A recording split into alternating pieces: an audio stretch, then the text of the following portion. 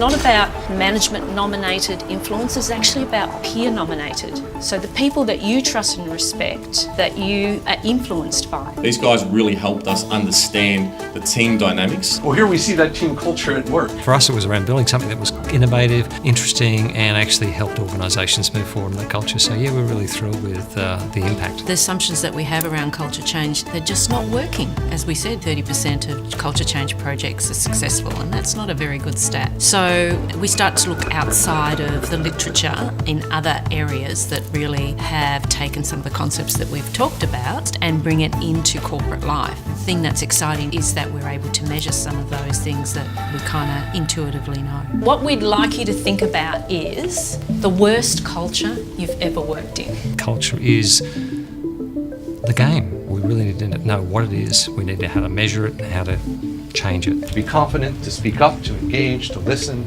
and to respect each other's contributions. We think we've got a unique offering for Australian organisations, particularly focusing on behavioural norms, getting to something in culture that we can actually observe, measure and work together to change those behavioural norms so that we're actually behaving better towards each other. We get great, constructive, healthy organisations rather than some of these toxic organisations that we so often get people report that they hate working for.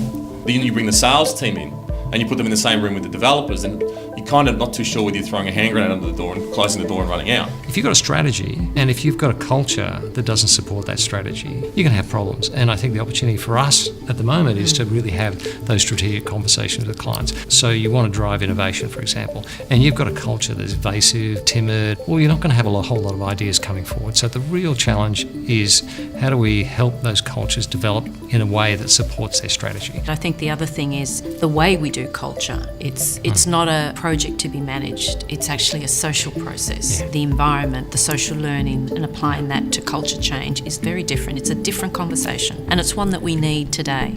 And we want to be at that edge because we're curious and we're excited, and we want to be able to share that with our clients because we think we can add some value. You leave your skills at the door and you come in with your knowledge, but you come in as a team member. But I think it's also about doing culture change Yeah. now, real time, and it allows you to cut through some of the issues that may take months and months and even years and may not even be resolved.